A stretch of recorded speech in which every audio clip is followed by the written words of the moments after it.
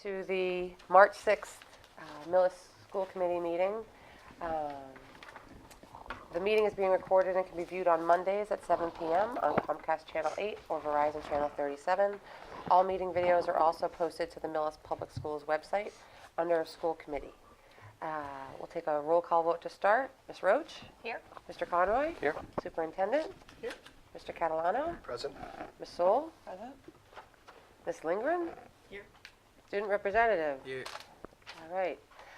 So this evening we have a budget hearing that we will start immediately following two pieces.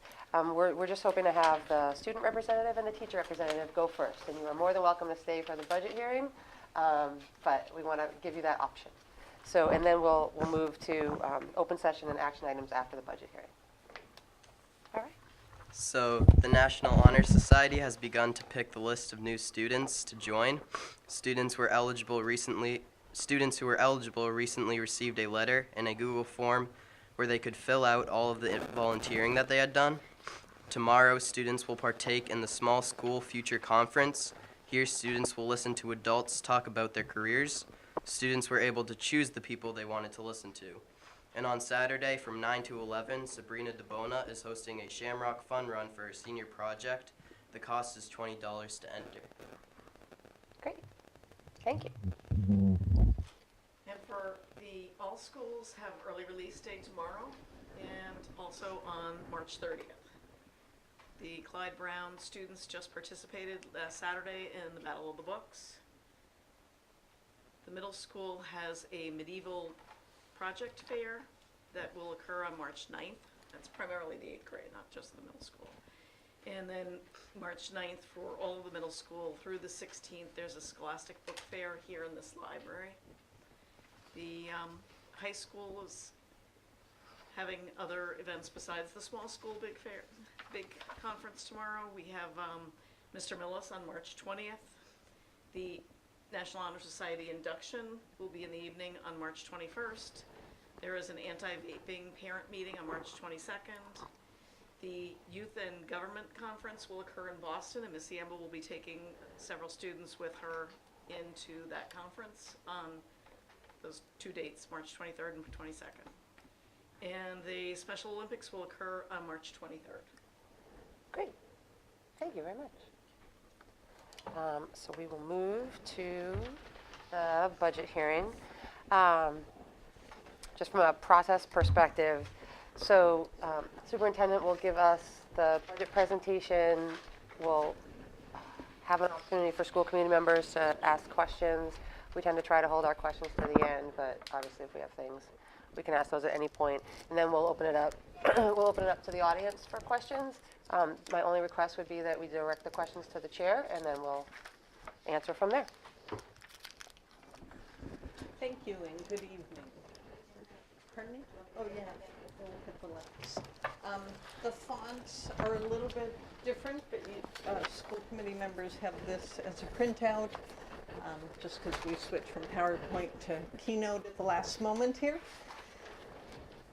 But the proposed budget, this is a preliminary budget that is we're proposing tonight as a level staffed, level service budget.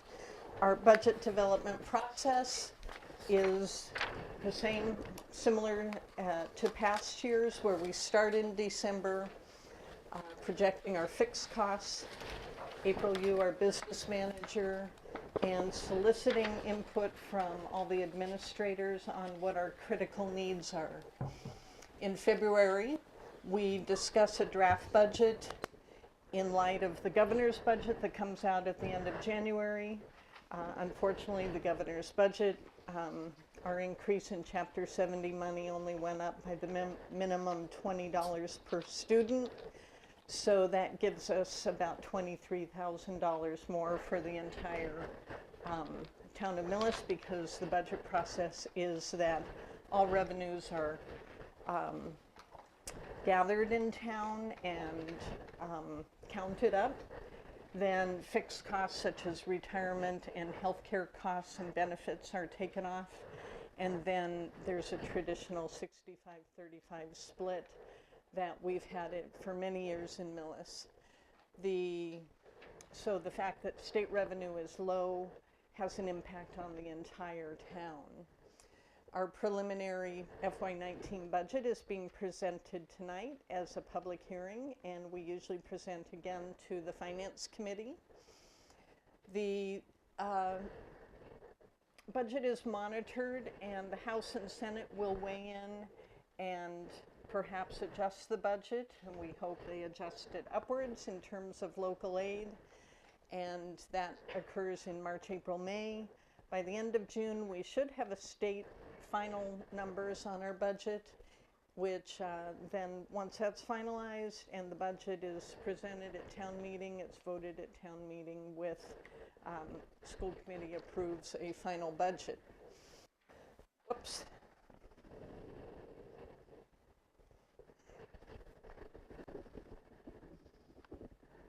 Let's see. There we go. The basic premises that we will meet the needs of our students, aligning to our strategic priorities. We have a transparent and collaborative process in budget development. We try to maintain and even improve our programming, identifying strengths and areas that we need to improve in as a district, prioritizing staffing, and trying to keep class sizes manageable. We closely monitor our expenses and salaries and identify potential efficiencies that we can incur. And we try to be proactive in looking ahead and projecting. There are a few assumptions, again, that we will primarily, our core mission is to meet the needs of students academically and help them to grow socially, emotionally, physically, and academically. We are assuming in this budget a level funding for grants, which is slightly up in the air at the federal level. We can't necessarily count on the same level of funding for federal grants, but we are hopeful. Our Title I money seems to be perhaps the one that might be reduced. We assume a current level of choice revenue, which is predicated on the fact that we have to maintain a very high level of programming in order to continue to attract choice students from surrounding districts or other districts. Some people travel quite far. Our budget assumptions identified tonight, but don't solve the deficits in some of our revolving accounts for optional programs, primarily athletics, transportation, and preschool. They're optional in that transportation under 2 miles is an optional program that we provide for a fee. Athletics is optional and preschool is optional for all except for the special needs students that we must provide for. Our primary focus has been for really 12 years now since I came to Millis, more and more geared toward personalizing learning. And by personalizing learning, I mean knowing our students very well, identifying their strengths, needs, interests, passions, skill levels, their goals in life, all of their aspirations, and building on that. So knowing our students very well, personalizing how we can best meet their needs, reach them and teach them, and help them to grow as much as possible.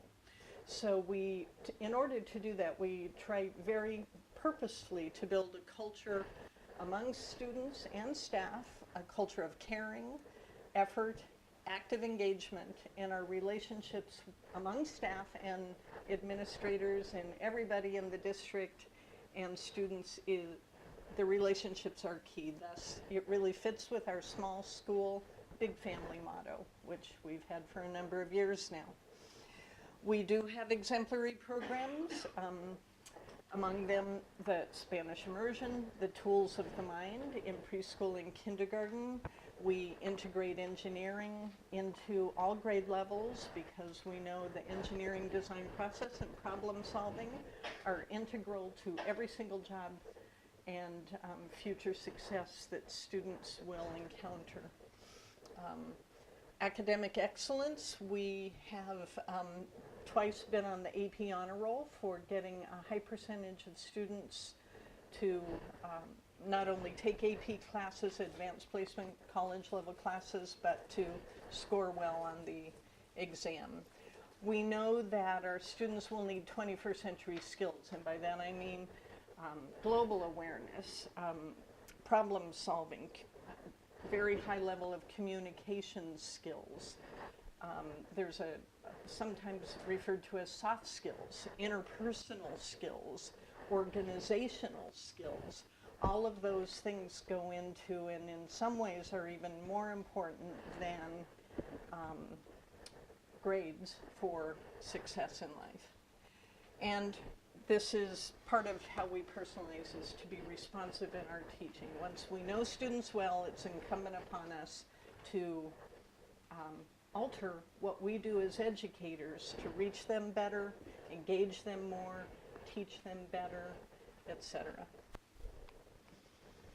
So our priorities focus on our core mission. We will try to maximize student learning and well-being. We have focused greatly this year on social emotional learning. We have had 2 universal screenings for every student in all grades where teachers assess and students assess well-being and some critical attributes, and then teachers spend part of their faculty time or professional development time trying to discuss and meet the needs of those students. We're working on more student engagement and bringing students into the process of having more choices, universal design for learning, and more voice and taking responsibility for their own learning. Robust and relevant 21st century learning opportunities and many STEAM opportunities. We've really expanded with computer science and other ways to try to engage students in more STEM, which is science, technology, engineering, and math. And then A with the art added because really that interdisciplinary approach and the creativity needed in the future is crucial. And art tends to art, video production, all of those courses are really important. And we've maintained a very robust unified arts program. Maintaining our facilities is also a very important aspect. So some of our challenges, I mentioned the flat Chapter 70, or worse than flat, only $20 per student increase over the past probably at least 3 years, maybe 4, that we've had that minimal increase. We have inadequate athletic facilities. The town has inadequate athletic facilities. That's a challenge. Social, emotional, mental health issues are affecting every school district in the country. And some of the deficits in our optional programs, as I mentioned. Some of the state mandates, we're expected to do more every year, more and more, and often with less and less in terms of resources. Higher expectations for students and our schools. Luckily, we're one of the higher performing districts in the highest performing state in the nation in terms of standardized testing measures. I also believe that we do very well in terms of many other measures. There was just recently in the Globe this past weekend a good article on beyond test scores. What else makes a good school program? What makes for a good school? Culture is huge. Opportunities for physical activity. We have gym twice a week at Clyde Brown. Many schools have it only once a week. The robust unified arts. Every single student in Millis starts Spanish and learning a foreign language in kindergarten and can continue through grade 12 in addition to the immersion. Having opportunities for recess. And that'll be one of the bonuses of 5th grade moving back. It'll be much easier. And now that the weather's getting nice, you know, middle school can go outside a little bit more before and after lunch. Those are all important. Curriculum alignment and development, we've done work recently on aligning to the new state science standards, and now the social studies framework is under revision with much greater emphasis on civics. So we have a committee, Ms. Ziemba is on that too, that's doing some great work around that.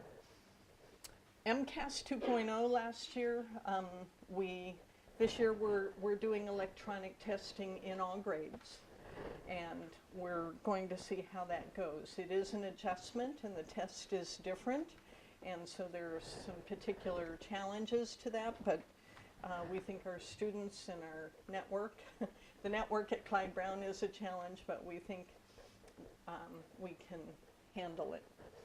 And we are currently in, we had this coordinated program review, and we're responding to the recommendations they've made. As you probably know, over the past 10 years, our enrollment went up, and now it's declining. Lower birth rates in Metro West and Massachusetts in general. So we, you can't see very well, but 10 years ago we were at 1,363 students, and this year we're at 1,325. So that poses a challenge, because with lower enrollment means lower Chapter 70 money, because the state, it's tied to, it's a per pupil basis. And even though there's lower enrollment, it might not be low enough that we can reduce a teacher at that grade level. This is our teacher to student ratio over that same period of time. So we have improved our teacher-student ratio over those 10 years. The state average is 13.2 teachers per student. That includes, of course, all the unified arts, all special education, therapists, guidance counselors, everybody. So that doesn't mean our class size is that low. But we finally, over those 10 years, have reached a level where we are at the state average.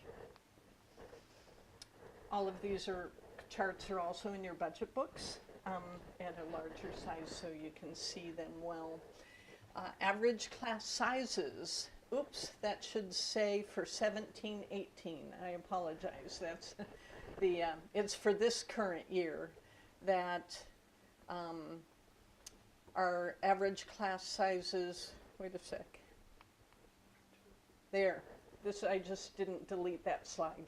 That was last year's slide. So this is this year's class sizes, ranging from 20 students in kindergarten, 20 in grade 1, 20 in grade 2, approximately 23 at the 3rd and 4th grade levels, dropping down. Right now, our smallest classes are in the middle school and have been moving through the system. Our elementary grades are now back up a little bit. So 4th grade is a very small class right now, but we reduced a teacher. We have 3.5 teachers there. And then at the high school, that's where we have the most challenge in terms of scheduling in a small high school. Of some classes have, especially in the social studies department, where we only have 3 teachers, actually 3.2 teachers. Some of those classes are 30. But it ranges from 15 on up to 30. School choice, as I mentioned, we receive revenue of $5,000 for each student that choices into Millis from another district. That has risen in the past 5 years from 69 students up to 91 this year. This has, I like to think it's because of our culture that we provide for students, the personalized approach to personalized learning, and also our high quality of programming. School choice outgoing, same thing, a loss of revenue for the town and the schools has been decreasing, so that's a good trend. What is not as good a trend for us is the increase in students going to the vocational schools. Vocational schools, I think, are adding programming that is of interest to students.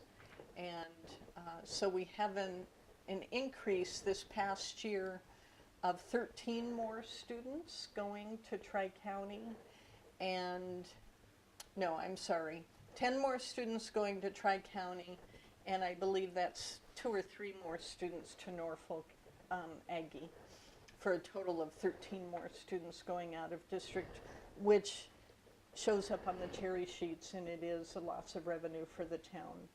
So it's important for us to stay abreast of what students want to see for high school programming. Not that we can provide vocational programs, but you'll hear, I believe it's at our March 20th school committee meeting from our 21st Century Careers Coordinator.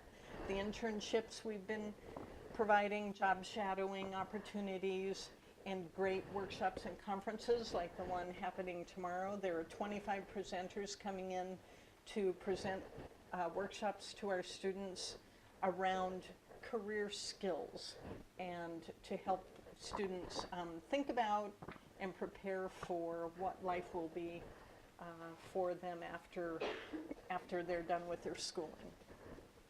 So we are aware of and trying to address the needs. Charters, luckily we only have 2 more students going to charter schools. That also has an impact on the revenue into town. And we have about half as many private and homeschooled students as that was in FY10.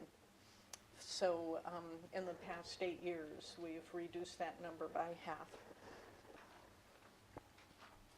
Our per pupil expenditures for surrounding towns, you can see Millis is here at $14,888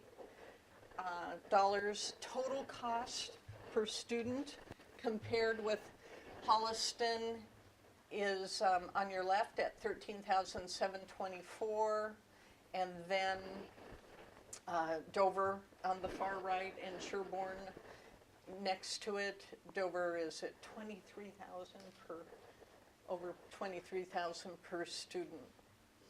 So their Millis is, on a little bit of the lower end of our surrounding towns. We also do comparable districts, sometimes called the DART districts, and the North Grade 7, way back when. It was looking at some demographically similar districts that are smaller. Georgetown is one. It looks like when we switched over to Keynote, the labels dropped off, but they are in your budget book, that Millis is about in the middle of the pack there.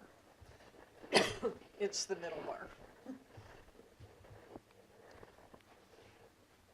Percent of low-income students. Millis has 11.7%. Now they've changed how they do this, how they identify and determine what is a low-income student. It used to be, in the old method, around 15 to 17% of our students are low income, qualifying for free and reduced lunch. But at the federal level, they changed this, and so it's now, but it changed for everybody, so it's still a good comparable. We're at 11.7, whereas Hopkinton on the left is 4.5. Most of our surrounding districts have fewer low-income students. Special education trends. This is one of the drivers of our budget increase this year. We have overall, over the past 8 years, had a reduction of number of students on IEPs, individualized education plans. So the overall number of students on education plans has been It's decreased, it's been much lower, but the costs have increased a little bit. This is our trend for out-of-district tuitions.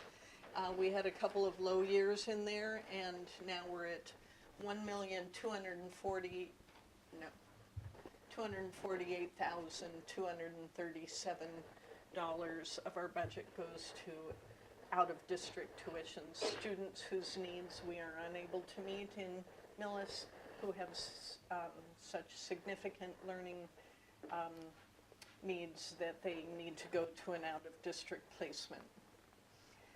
As a percent of total costs, out-of-district tuitions are comparable. It's about 23.5% of our total costs in special education are spent in out-of-district tuitions. You can see we had a couple of years in there where that was lower. So over the past 5-6 years, we've had a decline in our expense budget. Whenever we've had to make reductions, we've tried to reduce in expenses and keep staff, because staff are the key to how we serve students. So we've had a decline in expenses, and in FY16 we had to reduce around $636,000 from a level staffed, level service budget. In FY17, almost $300,000 from what would have been a level staff, level service budget, which reduced 3.4 FTEs spread over 8 staff members. And in FY16 it was 4.2 FTEs. So our budget for this year, based on last year's fiscal year budget, total of $14,800,273. Our preliminary budget for FY19 has some things driving costs up, fixed costs. Cost of living increase for all staff members adds about $250,000 to the budget. Steps. Steps are for most categories: teachers, paraprofessionals, custodians, bus drivers. They have a step increase when they gain more experience. So first year teacher starts at step 1, second year teacher. So as makes sense, experience, they gain some salary increase. Lanes. For teachers, teachers are required to get a master's degree in Massachusetts, so they advance through lanes that also add to the salary increase. From a bachelor's degree to bachelor's plus 15 to bachelor's 30 to a master's degree, and then so on. Our highest step, I believe, is master's plus 60 graduate credits. So that adds about $64,000 to our budget. Those are fixed costs according to the contract. This year we have 3 teachers, the upcoming year we have 3 teachers coming back from maternity leave. So that adds $87,000 because the substitute we've hired for the teacher out on maternity receives a lower salary than our more veteran teachers. But we're thrilled to have them back because they're very high quality teachers.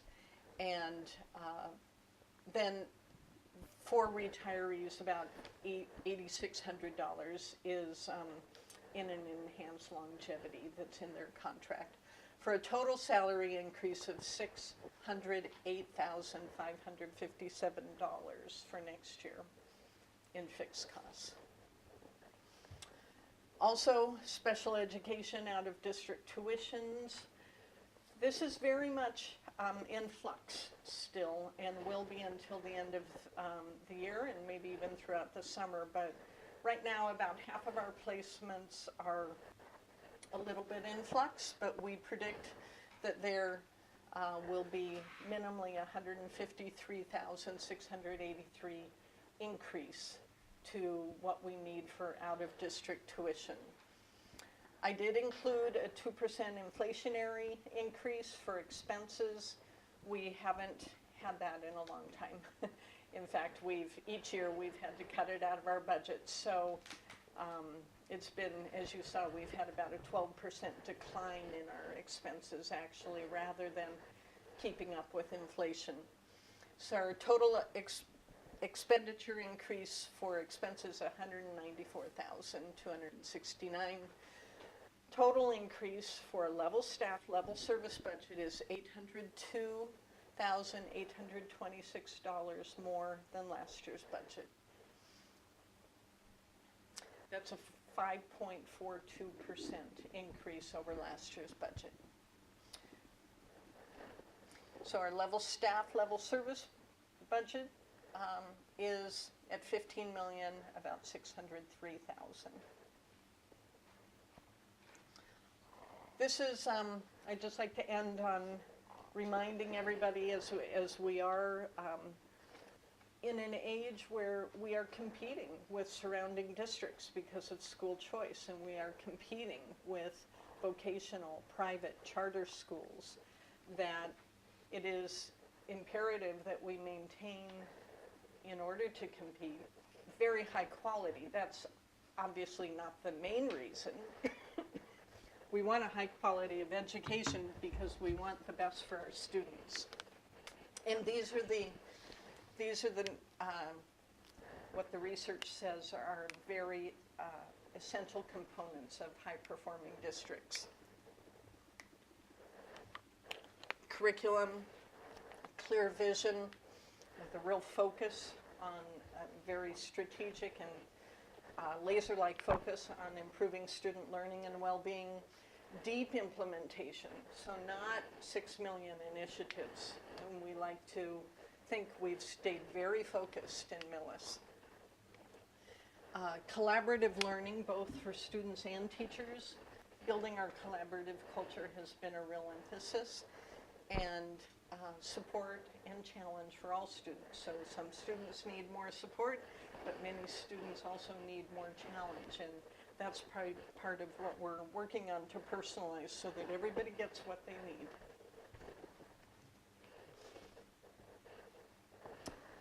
So, 802,000 is what we need to stay level staffed. That does not address the needs that and these are just our priority needs. We cut these down from a list probably 3 times this size of what we would like to add, our wish list. But in the high school, we need to add 0.4 to a position that is currently 0.6 at the high school for special education. This is primarily due to needing to add specialized reading instruction, and especially for a couple of students who are coming back into district from those out-of-district placements. In athletics, we have taken, this was in 2010 and 2011, that we transferred salaries out of our budget into the fee revolving account, and we have not been able to get that back into the budget, and that's $26,000 for what we call level 3, which is freshman or level 3 sports, often is middle school and freshman combined sports. At the middle school, we'd like to have additional tiers intervention.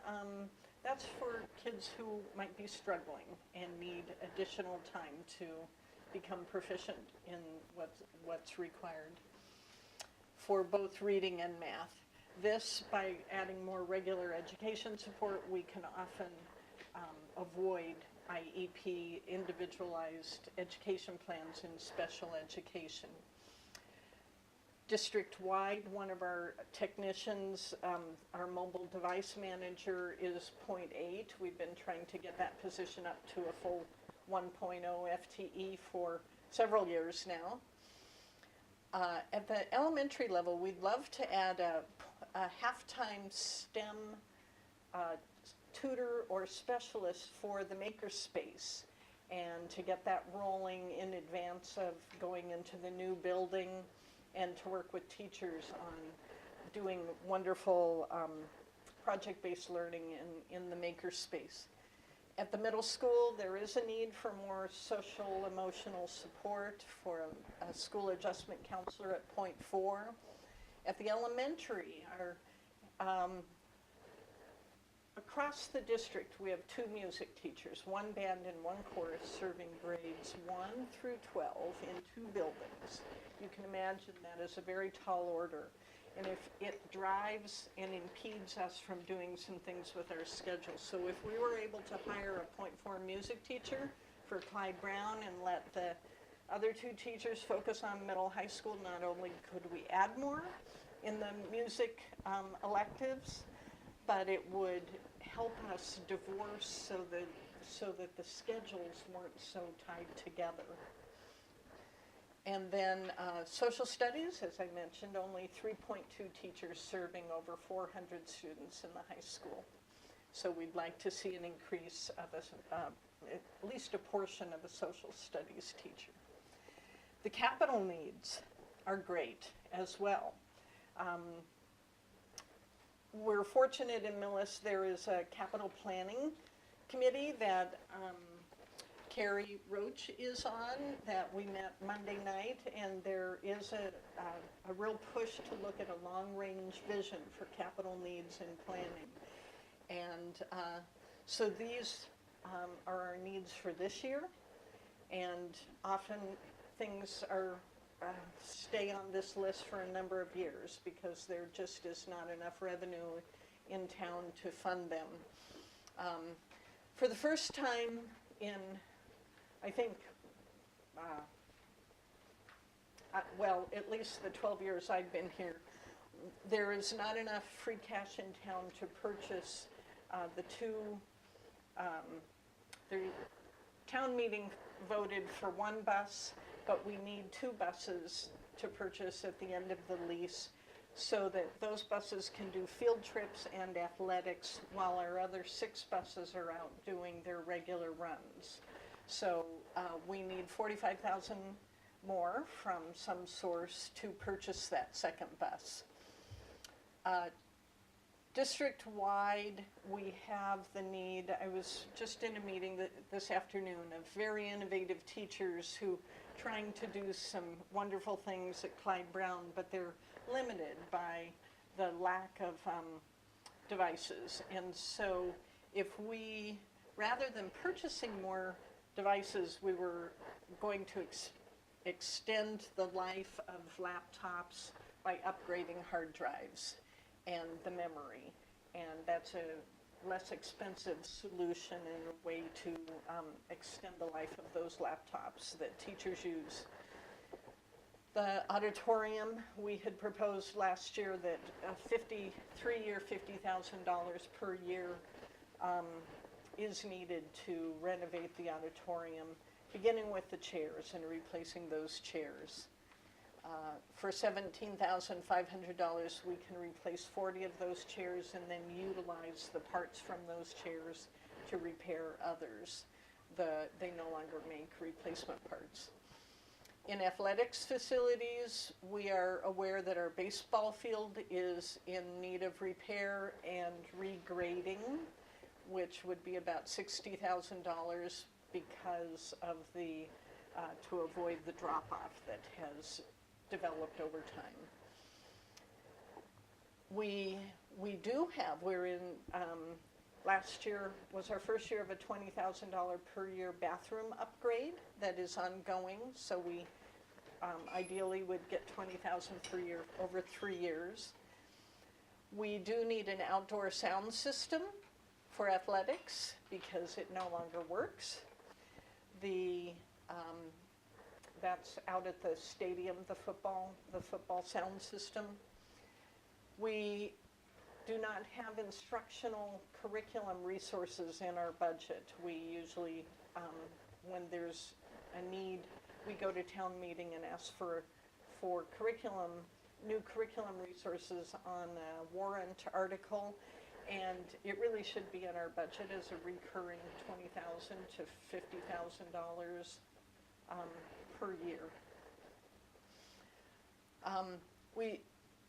John Engler, our Director of Operations, has identified that we could use $7,000 for replacing the rugs, runners, and mats to improve cleanliness in the building. Because if we improve those, it'll keep the dirt from coming in, ideally. We need a new mower and parts for the current John Deere to maintain our grounds and the fields. We need an additional floor washing machine. The one we have, when it breaks down, there is no backup, and it's a small, compact machine where they can do hallways and cafeteria very quickly. It saves time for our custodians. HVAC units, we can attest that central office is failing. We've had many days this winter where I think the lowest was around 40-something degrees when we enter in the morning. It's just very much in need of repair and taking constant maintenance, but other units also are needing repair. And that's $16,500. A skid steer, tractor, and plow would aid in snowy years, and that it's a combination snow blower and plow, etc. helps clean up all the snow, and we've had plenty of that this year. And then ideally we'd use about $8,000 to convert a storage space to office here in the middle high school. So the goal again is to ensure that students who come at the curriculum from many different directions all find meaning and inspiration from what they learn. We endeavor to teach to both the commonalities students share as human beings and the variability they bring with them as individuals. So, questions? I think you all have, or many of you have what we call we'll call it the summary sheet, summary budget sheet. And it has all the information on one sheet that I presented here tonight, but of course it's also in your budget books. Thank you, Nancy. Thank you. Questions from the committee? Madam Chair. Mr. Catalano. Nancy, thank you for the presentation, always very detailed and comprehensive. I do have a few questions.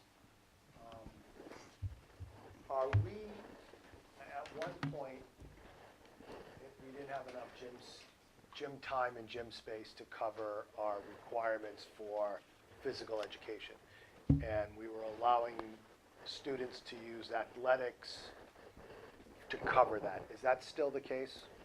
I don't believe so. I believe we now, correct? Okay, good. I'm verifying with Mr. Grant that we now have enough staff that all kids are taking PE as required by state law. Okay, so transportation in preschool or aspects of them are truly optional, but athletics is completely optional, right? So that's why I wanted to see, because if we still had a requirement, that would have been, like preschool and transportation, it would have been limited. Yeah. That it's not completely optional. Good point. Good But point. No, but we clarified.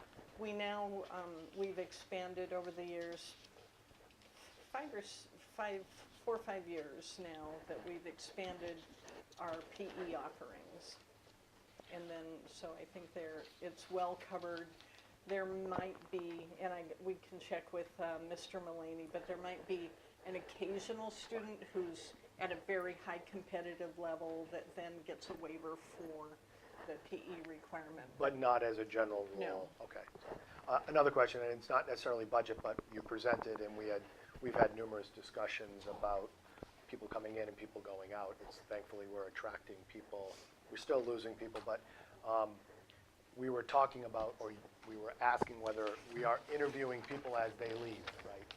Some people, they're moving, right? They're relocating, so they're not just staying in town. But it would be interesting to see why people are making choices to go to a charter school or a private school or one of the vocational schools, just to determine what the reason is. And maybe they don't want to talk, maybe they don't want to give you the answer, but at least make an effort to kind of do the exit interview. So what we can do here, if there's things that we can start to work on to keep people in district, that would be helpful. I think, yes, and we had started that conversation at the administrative team level of developing the survey, of getting input as to why people are choosing elsewhere. And then, unfortunately, we have to do a CPR survey first, so that will be going out this week, actually, to get input from all parents and families.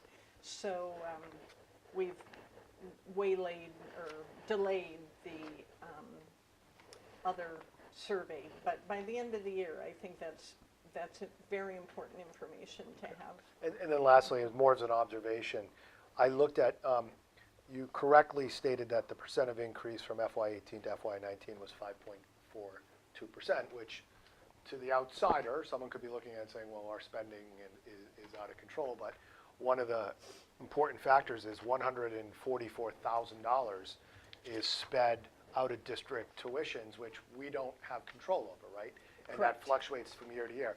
So if you back that out, and I'm just for a philosophical discussion, if you back that out, our increase is only 4.5%, which is very much in line with increasing our expenses slightly and the contractual obligations we have around salary. So we have to pay them. We don't have an option, but we're not just spending money. We're not going above and beyond. Almost a full percent of that increase of 5.42% are things that we have, to quote Peter Germain, who's no longer the chair but still on the FinCom, an unfunded mandate from the state. And we have a lot of unfunded mandates, but that is clearly a big part of what we're doing. It's 25, the out-of-district placements are 25% of all of our sped costs. So thank you for our presentation. Thank you, and that's a great point. Additional questions, Mr. Conlon? One question, but first, just to add on to what Steve was saying about the 4%. Not only is it 4%, but it's also in line with what we historically get in terms of, Prop 2.5 with growth in the town. Local revenue usually increases around 3 to 4%. That's right. When state aid doesn't grow at an equal rate, that causes problems. But maintaining a 4% increase in all of our salaries is very much in line with what we try to model. And to be honest, being at this point, we work very hard and get agreement and collaboration with the teachers union and all of our various unions to get into, and it's taken a while, but we've gotten to a point where we are now,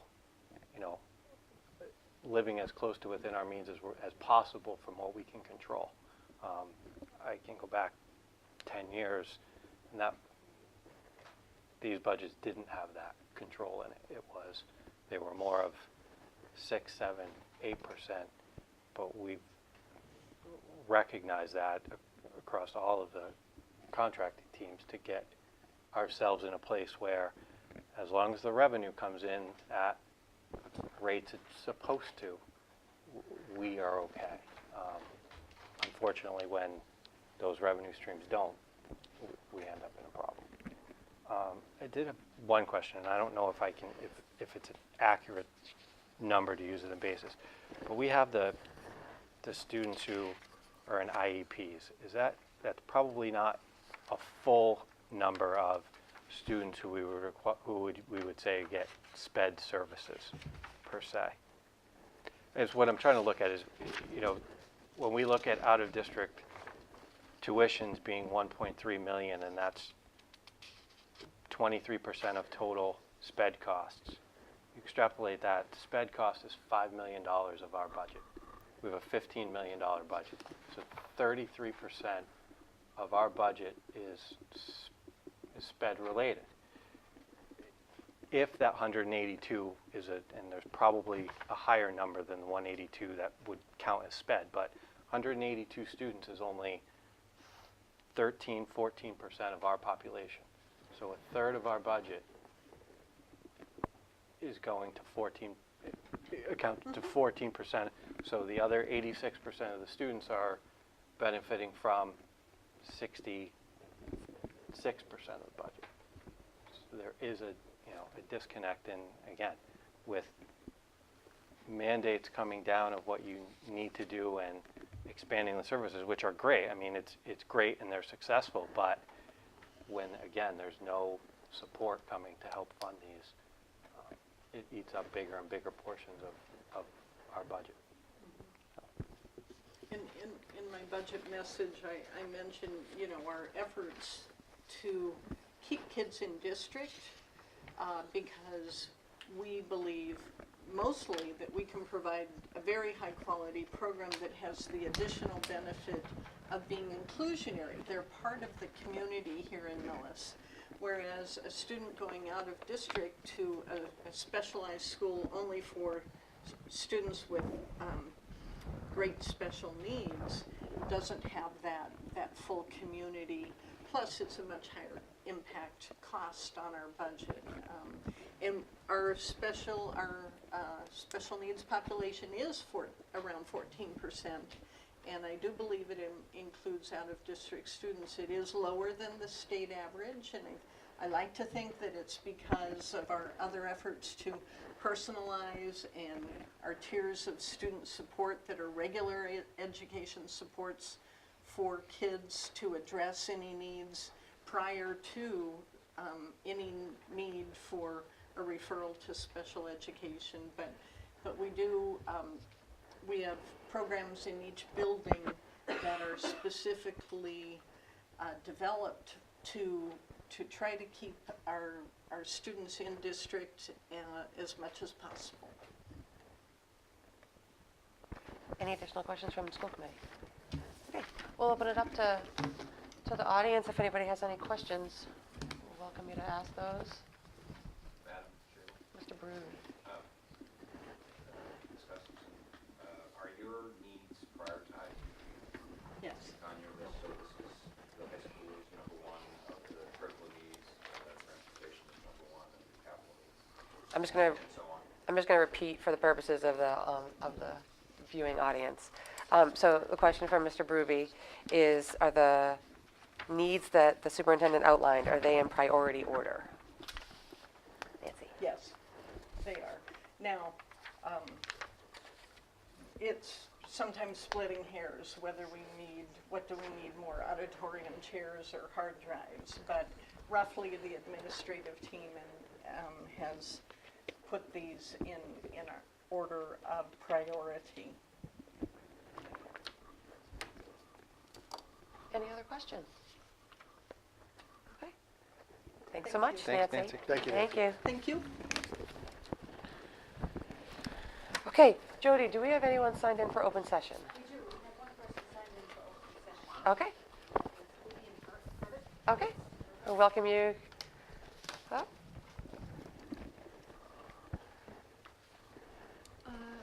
Hello, my name is Vivian Hurwitz. I am a student here at Millis High School, and I've come here today to speak about the upcoming school walkouts, the national school walkouts on March 14th, so next Wednesday. And I'd just like to, as a student, I'm helping to lead and organize the Millis branch of these walkouts, if you will, and it'll be at 10 a.m. on March 14th for 17 minutes to honor the 17 victims who were shot and killed in Parkland, Florida at Marguerite Stoneman Douglas High School a couple weeks back. So I've really come here today to ask for the support of the committee in this endeavor, if that's possible, and to just answer any questions about the walkout. So thanks so much for coming, and thanks for being active and organizing internally at the high school. So for us, and just kind of how this works from a school committee perspective, is for open session, you're more than welcome to come and do exactly what you're doing here tonight. From a committee perspective, we'd have to put that on an agenda and have it formalized for us to talk about, to be able to give you that. So what we can do is thank you so much for coming and publicizing that you're doing that. But I would limit us to deliberating on it because we don't have it as an item on the agenda for tonight. But I'm hopeful and I'm certain, I think, that have you talked to the administration? Yes. Yeah. Okay. Great. So, thank you. Thanks for coming. We appreciate it, and I hope all goes well next week. Thank you. Thanks so much. Anybody else, Judy? No. Okay. All right. So we'll move to action items. We have the consideration to approve the 2/27 school committee meeting minutes. Madam Chair, Mr. Conroy. I make a motion that we approve the February 27th, 2018 school committee meeting minutes. It's been moved and seconded. Oh, sorry.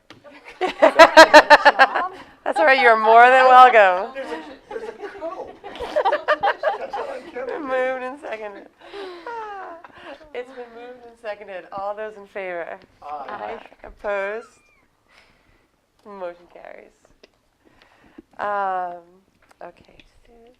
Time and learning. Go away for a week. Yeah, exactly. Time and learning. Mr. Grant.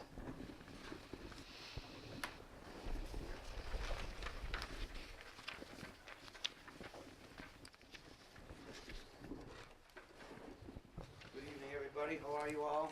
Good, how are you? Hello, Mr. Grant. Welcome. Well, thank you. I come to you with a three-part presentation, really mostly to highlight, inform, and humbly suggest. A suggestion that's already been intimated a little bit in the superintendent's presentation.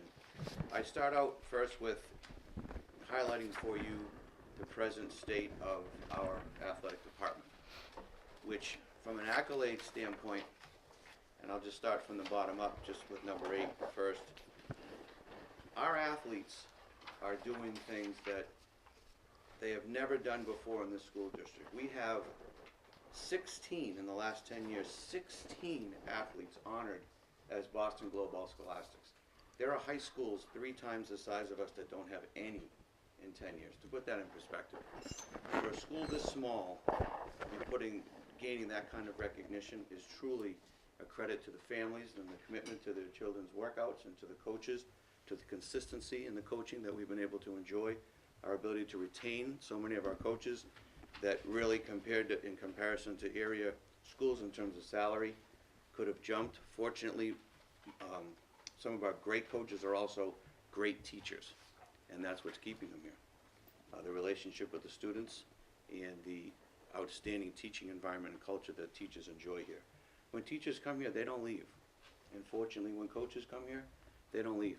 And you would think that they have all the excuses too. And not the least of which is you could point at our facilities. And nobody blames our facilities for any aspect of any shortcomings of any season's record. I've never come to this committee and said, if you build this, we will win. Our facilities have nothing to do with whether we win or not. It's simply our work ethic. It's that simple. And that's why you see these accolades being achieved. Whether you make all scholastic or not has nothing to do with whether the backboard is brand new. I assure you. It has nothing to do with whether the floor is brand new or whether there's grass on the field. It's just a matter of working together and getting it done. Starting with the top down, the new Unigold on payment system has been working brilliantly. It really has. And you'll begin to see that bubble catch up as we get better at using it, utilizing it, using its email system, and getting reminders out to families who may be in arrears for paying of their fee. Our participation numbers remain strong at 72%. We wouldn't have athletics if our students didn't play sports in the school. We wouldn't have athletics if students didn't play multiple sports in the school. It's a must in order for us to survive. I can remember presenting to this committee my first 2 years, and we had a total of 122 athletes, all school year, 122. Then it grew to 213, and now we're at 533. 22 teams have now exploded to 40 teams. Part of that is winning. Part of that is the growth of the town. Part of that is just kids realizing that the second component of education is extracurricular activities, whether it be band, drama, athletics. Kids are figuring out that acceptances to colleges, which in our school has risen dramatically over the last 10 years, one of the key ingredients that is school involvement outside of your academics. And they're starting to understand that, and the participation numbers are certainly highlighting that. You look at the increase in opportunities that we're offering students, the variation, our ability to gain and earn co-ops with area schools, most recently lacrosse, boys lacrosse with Bellingham. Outstanding opportunity for a group of young men that have been playing youth lacrosse through the Medway program and now have an opportunity to continue that in high school by playing lacrosse over at Bellingham. Our boys hockey with Hopedale, we enjoyed a wonderful relationship with Hopedale in football, and we were fortunate to earn another co-op with Hopedale in ice hockey, which is working out very well. Girls ice hockey has their co-op with Medway, and on goes some of the gymnastics with Medway. Just opportunities we didn't have 10 years ago that we can now offer to students that's helping us retain students. They don't have to leave, they don't feel they have to move to go gain other opportunities. We're able to connect them through the state's co-op program with area schools that make it convenient to stay here and enjoy the education aspect of what we offer here at Millis. We talked about the retaining of the coaches. Our accolades in terms of team championships, I think the wall in the gym highlights those. The league, sectional, and state championships have grown impressively with this school. It's remarkable what the coaches and athletes of this town have been able to accomplish in terms of state championships. We've applied for a second co-op. We lost the Hopedale co-op. The league voted it out. So our numbers, and I explained to the league at the time of the vote that in 2 years I would be back to the athletic director's table asking for a co-op again because our numbers would be at 17 for football, and we are awaiting that approval from them. I expect that. I don't see how our numbers would not fall into danger category for them in terms of being able to sustain ourselves. We've had some very successful meetings with the Aggie. The numbers look promising, but of course the follow-through becomes the challenge. The first big challenge will be the first meeting we have here. It's one thing to get out of class to go to a meeting there. It's a whole nother thing to get in a car and drive to a meeting at 6 o'clock here. Because if they can't do that, how can we expect them to come here every day for practice? So stay tuned for how that goes. And I talked about the all-scholastic situation, which is just fantastic for our kids. Moving into this area of support, I just wanted to make the committee aware, and as well as the town aware, that we are not an athletic program that sticks our hand out and asks the budget for more money. We are an athletic program that gets after it. We have raised in the last 2 seasons over $51,000 as a combined athletic program to subsidize and enhance the facilities and equipment that we offer for our athletes. Can you give me some examples? Sure. Brand new golf cart from the Needham Savings Bank. Just incredible community member that comes through for us. Boys basketball, money towards the scorers table. The gym scoreboards that you see in our gym right now were both donated. Incredible cost savings to the school. New backboards, 6 over at Clyde Brown, 2 over here in the high school gym, $8,000 donated to the school system till we get those done. The old golf cart, repaired well enough that it can be used for the maintenance staff to buzz around and do various activities around the grounds. The benches that you see out there that the team sit on during the games, those were also purchased with privately donated money. The sod repairs, major contribution from the football program towards getting the middle of the football field fixed. And then from there down, I list many of the uniforms that we can't become accustomed to expecting, but we have been fortunate to have teams that get out there and hustle. And I broke it down for you so you could see on the bottom there, total uniform fundraising, $13,080, and facilities and equipment fundraising, $38,800. That's a lot. That's money that would have had to come out of Fund 10 if we needed to go purchase the things that run the facilities, and those are items that would have had to come out of Fund 25 if we needed to purchase them for athletics. The good thing about the uniform fundraising, it has taken the sting a little bit out of the $26,000 that we had to pull from Fund 10 and have it reimbursed by the Fund 25, but we are still reeling from that effect because, as I've explained to the committee, that the 220 user fee was never designed to absorb salaries. It was designed to absorb an every 4-year cycle of uniform replacement. We've been able to meet the varsity level of that cycle because of the fundraising that we have done, but I think you as a committee and myself are starting to hear the murmurs. Why isn't my child at least getting a nice game jersey for their user fee? And I understand that. And the reason for that is because we're trying to stretch our monies as far as we can to keep the varsity looking good as best as we can have them be dressed, And then because these teams are raising the money that they're raising, we are able to have a trickle down and start to again enhance some of our sub-varsity uniforms to get them back up to par. So again, I say to you, we aren't afraid to roll up our sleeves and get after it, and we thank you very much for what you're bringing to us, but also showing the community when we wear our jerseys and we go out and do a lot of our community service projects that we're not asking for something for nothing. And then lastly, but by no means leastly, I humbly suggest, and I know that you have discussed this, and I'll just put it out there, with the cuts that we have sustained in our Fund 25 revolving account, I would recommend that we raise our user fee by $40 to $260 to take the sting out of the cuts that we've made with the salary and bring us a little closer to a break-even point, at least to a point that's much more achievable in being able to absorb the cost, possibly in other ways that we've been able to get athletics and transportation to come to a break-even point at the end of their seasons. I know that certainly I'm not looking to increase fees, but unfortunately, sometimes it's the nature of the beast and the reality that we face. We are now approaching a situation where not only are people going to begin noticing the decline in our sub-varsity uniforms, but also our facilities in terms of bleachers outside, the condition of our baseball field. Some of you might have said, maybe some of you didn't, how the heck can the baseball field be 6 inches higher than the field around it? That's because nothing around it has been added to. Only the baseball diamond itself has dirt added onto it, but the outfield, the track, and everything around it gets windblown, and that goes down, and we continue to add soil to the infield, which goes up. So over the course of the years, you have literally a 6-inch drop-off. So if someone goes to catch a pop-up on the first baseline, they can step right off onto the track area and literally turn their ankle. Likewise, if you drop back from second base or shortstop, you have the same problem. You're literally stepping off a 6-inch ledge that we try to taper to at least make it a gradual hill, so you're not going to turn an ankle. But when you really stop and think about that, those are accommodations that we really shouldn't need to make, at least on a varsity field.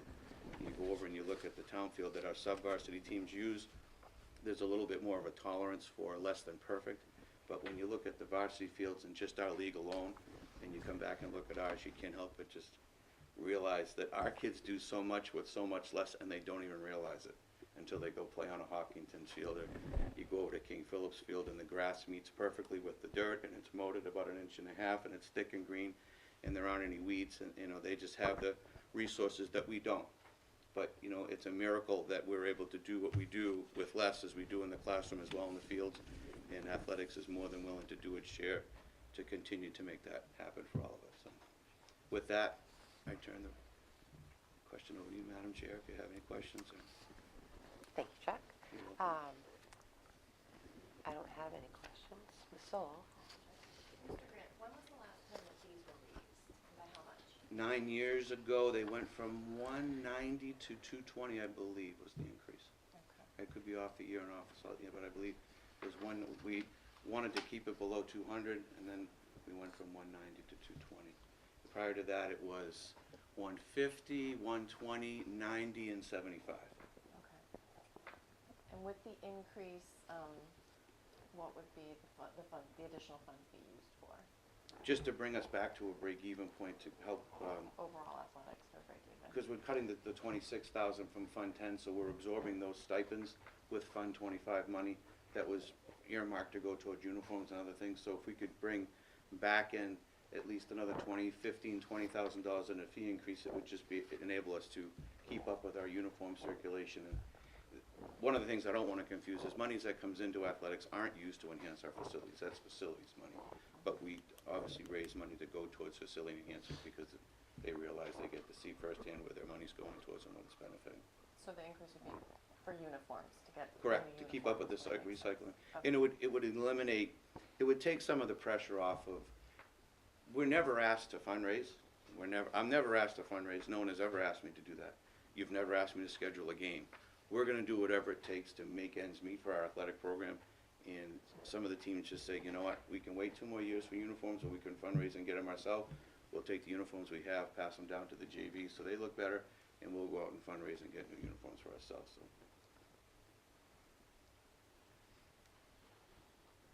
Additional questions? Madam Chair, Mr. Callahan? it's not necessarily a question for Chuck. It's more of a check-in on us. So in your packet, I don't know if you saw it, or in the purple folder, there's total operating cost. Our expenses have been increasing from the total expenses, I'm not breaking it down, just total expenses. Yep. From 14, it was 338, 510, and it gradually increased anywhere from 10 to 15,000, where we're at 402, 418. If you look at the fees collected by athletes, in 14 it was 87,783. It dipped to 86 the next year, but then it gradually increased all the way up to 111,000 this year, which was slightly down from 18. But so overall fees have gone in the right direction. We've been collecting them.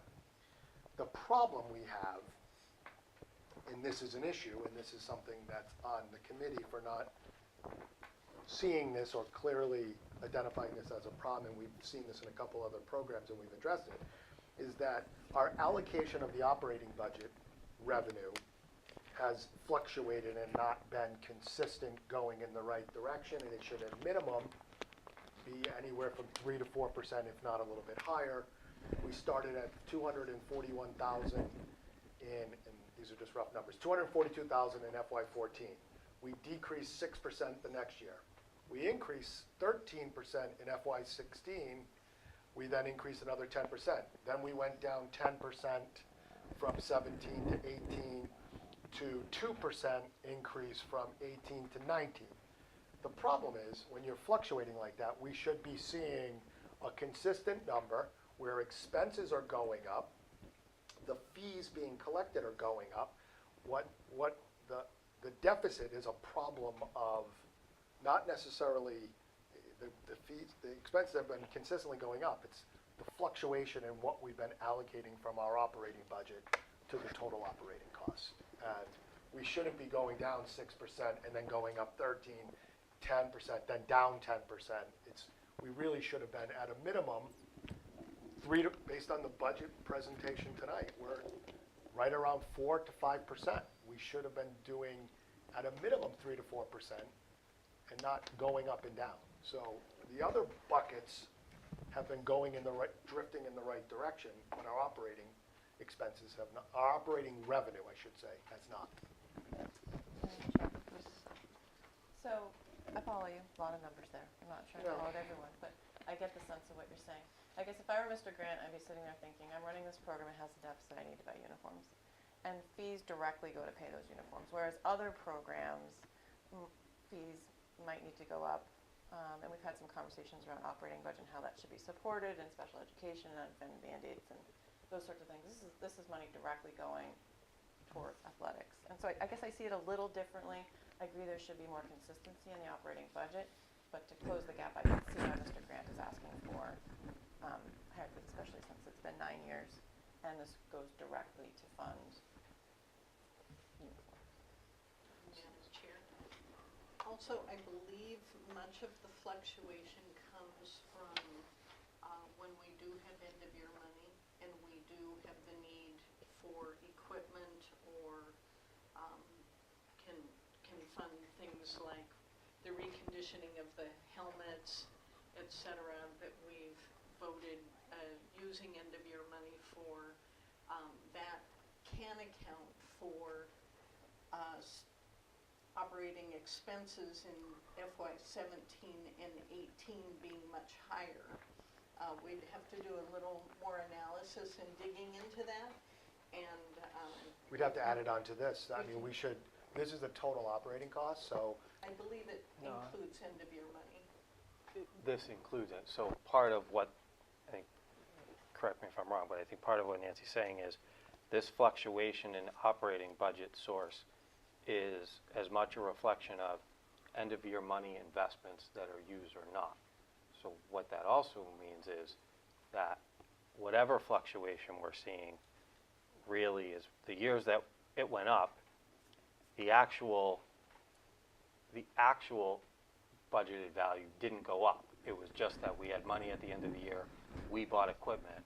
So at the end of the year, it went up by $30,000 because we bought equipment, not because our original budget included $30,000 more Fair enough. than what he did. So That's it's probably been pretty flatlined, to get to your point about that it hasn't been, we haven't kept pace with the overall growth in the budget and the proportion of the athletic program that's been covered by the operating budget, I think is probably, even if you backed out the one-time expenses at the end of the year, has probably continually gone down, which is, again, not something we've that we've consciously done. We have not had a formal discussion about shifting the costs from the operating budget to fees, or the fee-based program. Chuck, one other question, and it kind of gets into getting into this, and some of these I can see, because some of the things I hear and people hear is, okay, if we were to go, it's 220, you go to 265 for all sports. Well, I see a lot of schools have different costs for different, so hockey, football look like the pretty consistent ones are, because is that more of a trend, and how could we get to a part where we could kind of try and figure out, by sport, what does it really cost by sport, so we know, hey, we kind of know where certain sports where you don't have much equipment, you're running track, but we don't know what the fees are, facility fees, et cetera. Could we get to a point where we could understand what the costs are by sport, so we could understand, and then participant to see how does this 220 or 265 fall by sport, so we understand kind of who's subsidizing who across the program, and maybe it's not, maybe if it was going to be entertained, it's not 265 for everybody, but maybe it's 235 everybody, maybe there's one or two sports that are 270, but just to be able to understand where we can focus that instead of. To address that, there are two things. One, an increase, what you were mentioning, talking about is some towns have tiered their user fee based on expenses within the sport. In football, because of its reconditioning and its mandates by OSHA in terms of infection, sterilization of equipment and things like that, requires to have its helmets all repaired every year, but they're good for 2 years. You get them repainted, you get the cages repaired, you replace the hardware because they rust out from sweat and rain and everything else. It's about $18 per football player to have shoulder pads, helmet, girdle pads washed, although the football team bought their own girdle pads last year with their own money. But yeah, it's about $18, so you could tier it. The problem is football used to be 70, 60, 50. We're going to be down into the 30s.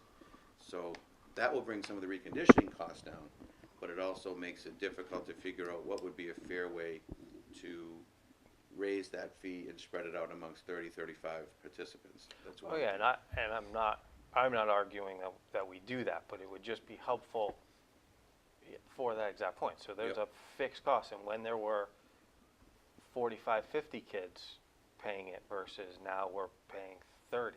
Right. We have 30 paying kids. Right. So now, how much of How this does that affect deficit, right, how referees? much of this deficit Yep. is again because of lower enrollment and lower participation for a given sport. For a given sport, right? Because some of our participation numbers are Right, way up, are which works out well. huge, which is helping. The other thing too is that we are fortunate, not like many other schools, but our football team brings in a good amount of gate money, especially when we have Thanksgiving. Right. Although Thanksgiving is dropping, and the big reason for that is because we play Medway twice now. Medway's in the small, we're in the small. We play them twice. The first game counts, the second game doesn't. This year we played everybody. If you remember last year, we didn't play any of our starters. Yep. This year they made the decision to play our starters. It worked out well. We stayed healthy, and we know how it ended after that. So they're bringing anywhere from $7,000 to $9,000 in gate money, which is shared between all sports. So that works out okay in that respect. But I believe 2 years ago, I went through, one of the things that's unique about Millis is that our sports share in a lot of its transportation costs because multiple teams ride on the same bus. So transportation in many cases is a wash. So that's a fairly consistent number throughout the year, regardless of the teams. Where it gets into a little bit different is when you get into the officiating situation. Certainly some sports officials, there are more of them, they paid more, the games are longer, so on and so forth. So that can be a variation in cost. Uniforms and materials, you say, okay, well, track, what does track need? Well, you'd be surprised what track needs, but the big thing about track is the meets that they go to, the number of meets that they go to outside of your seasonal meet that the team qualifies for, those bus transportations start to add up a little bit. So one of our ADs made a presentation a few months ago just to show that. Say, look, here's the track, here's what everyone thinks because they do this, this, and this. But look at how much track costs us from, in the winter, for instance, from February to March. Look at how much we had to spend in sending them into the Reggie to send them in. Winning's expensive, winning's fun, winning's nice, but winning's expensive. And then when you're done doing all that part, then you have to figure out how much is it gonna cost to put it up on the wall for graduation. And those banners are expensive. And people will joke and say, gee, it was a lot easier and a lot cheaper when we used to lose it, everything. And I can remember making a request for the field, and a person said, well, why would we spend more money in the field until we start winning? I was like, the better field's not gonna help us win. It's just we should have a better field. But we'll win regardless of the condition of the field. But I don't think they need to earn a better field by winning, and then of course that whole mentality went out the window, and we're doing just fine with things that we've done. But I think 2 years ago, to answer your question directly, I broke it down by sport with the exact amounts of money spent on each one, and I can pull that back out. Yeah, if you could do and that give to you, instead of 'cause I think recreating you the had wheel. requested Yeah, that, we Steve. did, yeah. Right. So that was broken down by every single sport, and it's really pretty straightforward. It's nothing complicated. You pull out the purchase orders, Right. the transportation budget Yeah. is what it is, and then all the officials for each sport are in a throwing binder, so we can get 'Cause it that and would- get yeah. closer. Yeah, because it would just help, again, because there is assumptions out there that, okay, and I use track, but that's a good example. Right. Well, maybe track does cost more than what people think, and so there isn't this discrepancy that I think some people think exists between certain sports Right. and what they actually cost, and so why is it $220 for this and $220 for that Mm-hmm. if the costs aren't Right. that much Right. out of Yeah. proportion, so I that would can be do that helpful. for you, no problem. So, Mr. Grant, when clearly spring sports have started, so this would not go into effect until next year. Correct. And I don't know when you start sending out materials for fall, Mm-hmm. but we can give you the same advice that we've given pre-K and kindergarten, is that you can put an asterisk and Mhm. say, the fee is this. So if we don't give you an answer, and I don't know when, if it's the next 2 weeks or whatever, but if you could put an asterisk saying, this is the fees subject to change. And that gives you the wiggle room, because we also don't know what's gonna happen at the end of the year. We may be in a position where, right now, the projected deficit for FY19 is, where is it, $32,000, Mm-hmm. which is a decent chunk of change, but Right. we've seen money coming in and out in June. And Right. we may be able to cover it, maybe we can't cover it, maybe what I'm saying is, I'm not rushing to the end of June. Right. See where I it is when don't, the we dust need to settles. we need to do more due diligence on our end. Mhm. We've just asked you for some more information. Yep. We don't wanna hold up your process, but. we And it have a- won't. We Don't have worry about that. and just so, to be clear, we've done this with all of the fee-based programs. Mhm. This is not for you specifically. Right, And- no. And I appreciate the extra information that you provided to us. And I told you 2 years ago when we sat at that table, Right. the fact that the day after school, there was a kid outside of Isabella, a Right. student, Right. requesting money for soccer coach. Starting That right up. bothered me, but I know. he was working hard, but Yeah. he shouldn't have to do that. He should be able to enjoy himself for a Right. little bit, but no days off, I guess, right? No days off, exactly. Please understand also, we work together. So I'm not here, if we decide not to raise, I'm not gonna, there's nothing, we just work together.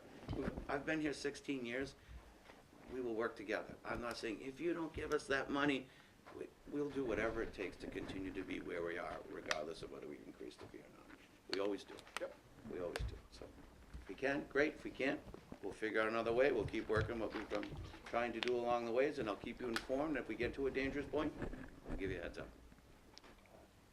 Excellent. Thank you. Thank you. Okay? Thanks so Thank you all much. very, very much. Thanks, Appreciate it. Chuck.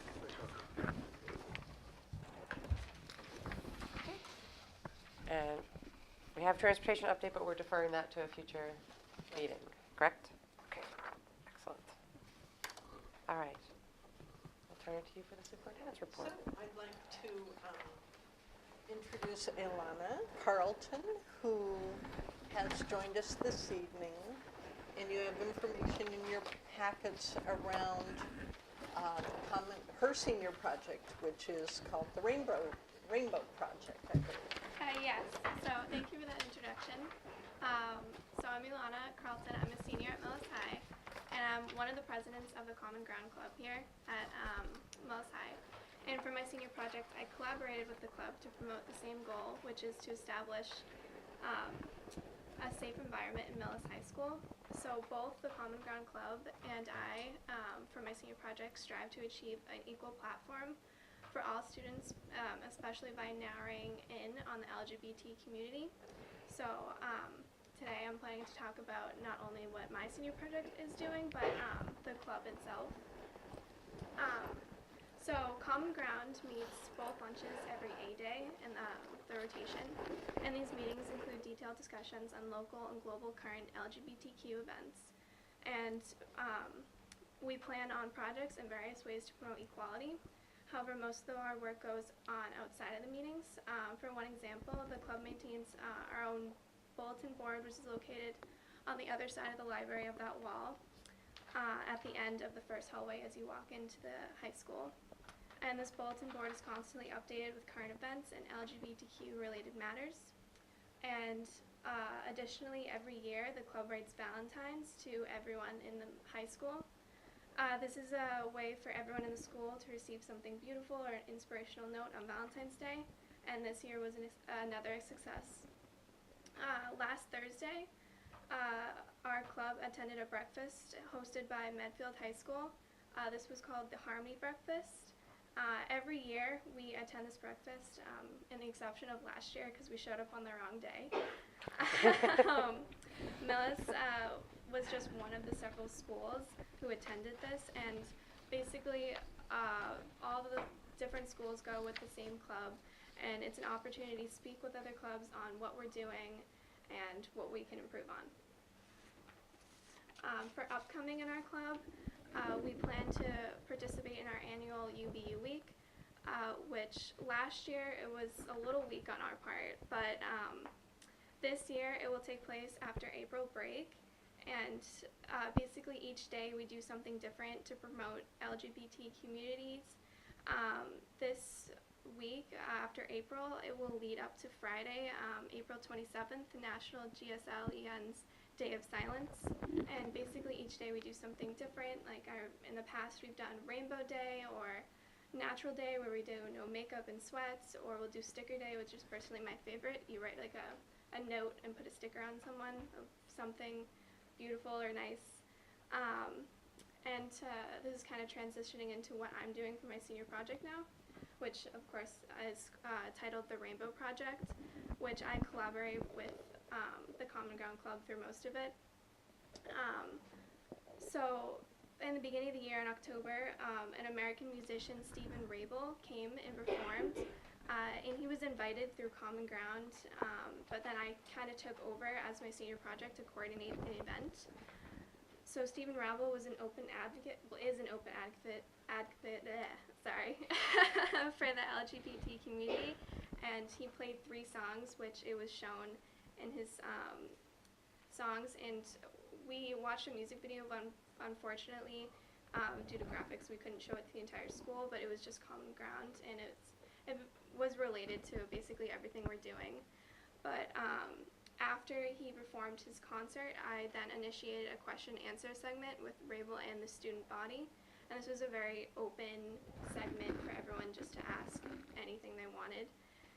And the outcome was actually very honest. A lot of people spoke their heart out, and I believe it was a success. And earlier, before the concert, I hosted a breakfast with Common Ground and other Common Ground clubs from different schools, and they attended the concert as well.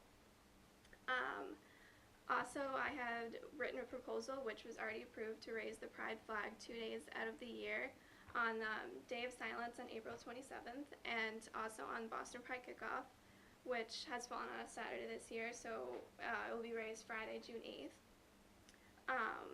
Also, I collaborated with the middle school through the principal and the English department to design a template with the question, what do you think equality looks like? I asked every middle school student to draw in response to the prompts, and then I displayed it on the outside of the Millis High School library, which is currently up there now. although it was last week, so a few fell down, unfortunately. And upcoming events, I am in the process of making a reference sheet for both students and teachers to keep them updated on definitions and LGBTQ related terms. I plan to just keep this available and for anyone. Lastly, which is kind of the main part of my project, was in the process of painting the crosswalk out in front of the high school entrance rainbow colors. So both of us the club and my senior project are basically just trying to make Millis High School a safe space for everyone. And that was it. Very cool. Excellent. Thanks. Thank you. Thanks. Are there any questions or? Thank you. Thanks so much. Thanks. I do not believe this requires a vote, I think, but we can do a vote on allowing the rainbow flag to be flown on these 2 days, April 27th and June 8th of this year, and every year. I believe there are rules that it flies lower than the American flag at all times. But Madam Chair, Mr. Catalano. so I support this. You did a good job presenting. So I support these 2 dates, and I support the flying of this flag. And separate from her project, I'd like to bring up the fact that if we do it for this project, we now have to look at what we're going to do for other projects. And if we do for one, we would have to do for all. And this becomes a First Amendment issue, which I'm a supporter of the First Amendment, but once again, I support this project right here. But I think as a committee, once we move beyond this, if we do move beyond this, we have to take into consideration what will our procedures and policy be. We don't have a policy to this. I would recommend that once we approve this, we make a motion to create a policy and then do a little fact-finding on what it should be. I don't want to hold up this while we draft a policy, although we do have a little bit of time, but I would like to move forward with this. But I think we should have a policy and then put limited restrictions so everyone knows going into it exactly what it is. And then we can't necessarily pick or choose. If it's a school, say we go down the road of it's an organized or recognized club or group, they may want to put something up there that the majority of the student body doesn't agree with, right? So it's a question of, are we ready to take this leap? And we have to go into it eyes wide open. And it's part of the learning process and it's part of First Amendment. So I'm ready to take it, but I think we need to structure it after we approve this and move forward.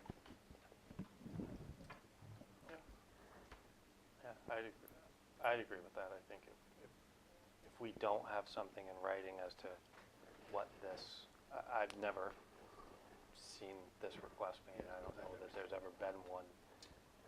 not in my tenure. Yeah. So I think we're on new ground.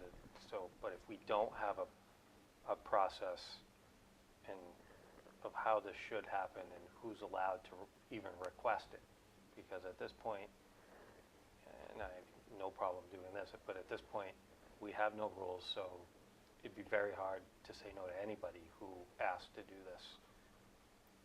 If we had another letter tomorrow from somebody, it'd be hard to say no. So it sounds like, do we want to take a vote just in support of this as a committee? We're not required to. We don't have a policy stating that we have to. I think it makes it stronger. And then we can have another motion on pursuit. Madam Chair, Mr. Catalano. I make a motion to support the flying of the rainbow flag as part of the Rainbow Projects. And the flag would be flown on April 27th, 2018, and June 8th. Is that correct? Yes. Yes. Yes. June 8th, 2018, in accordance with the rules and regulations of flying the American flag and any additional flags on a flagpole. Second. It's been moved and seconded. Further discussion? All in favor? Aye. Aye. Opposed? Motion carries. Madam Chair, Yes, Mr. Kellogg. I make a motion that the school committee, policy subcommittee, start to draft and research a policy on flying of non-American flags on flagpoles. Second. It's been moved and seconded. Further discussion? Question. Ms. Stoll? So is it a question of flying a flag, or is it a question of how, if people would like to express their First Amendment rights, is it more of a policy around that? I think it or would is just be a the, flag? my thought is just the flagpole for now. Okay. Right, because there's First Amendment all throughout the school for the bulletin boards, and that's where the administrators would monitor that and control that. I mean, we're in new ground here, but I think if we're talking about, my thought was limiting it right now to what the flagpole is. Okay. I guess I'd be interested to know if the state has any guidelines around anything like that, and then if what other schools do. Sure. Part of the research. So I guess. Do you have a second on that? A second. Mark second. A third. Thank you, Mark. There's been a coup and a third. All right. Any additional discussion? All those in favor? Aye. Opposed? Motion carries. Thanks job. so much. Thank you you. very much. Okay. We did the budget presentation. Anything else, Nancy? No, I just, either now or under announcements, Okay. I just wanted to congratulate the guidance department and Melanie Steves, our 21st Century Skills Coordinator, for the tremendous conference they have organized and put on for tomorrow, for our half-day for students in the morning, and over 25 presenters, including the illustrious Mr. Gibbons here, and just some wonderful, wonderful workshops that from digital marketing to sales and business, careers in human services, how to be smart with your cash, what lab coat will you wear? That one was, I think, fun. Unconscious bias, using Google in the workplace. They're just on and on. Entering college undecided and making your first year count. Entrepreneurship. I'll just make I'll make copies for the committee of all the wonderful things happening for students tomorrow. I'm going to tag on to that a little bit, only because I know one of the presenters. I want to thank in advance the guidance department. Their organization and communication out to all of those involved has been spectacular, and I've heard from multiple presenters that they're coming tomorrow. What a wonderful job that they've done, and they've really pushed the communication out to everybody, and it's been these folks participate in a lot of different conferences, and they said that they were thrilled with the level of communication that they got. So kudos to them. I do not have anything under the chairman's report. For the subcommittee reports, the elementary school building committee, I don't know if folks have seen it or not yet, but the foundation has started over on Clyde Brown Elementary. The new school project, the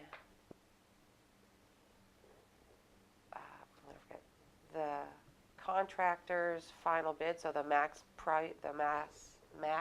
project bid was solidified at the last meeting a week and a half ago, 2 weeks ago.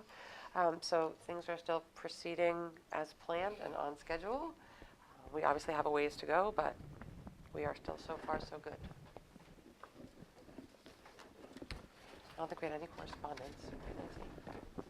No. Okay. Any school committee announcements? Anyone? Hoping for no snow. Yes to that. Okay. No old business or new business. We are going to adjourn to continue the open meeting, but in working session to have some additional discussions surrounding the budget. And then we are back again Tuesday, March 20th for our next meeting.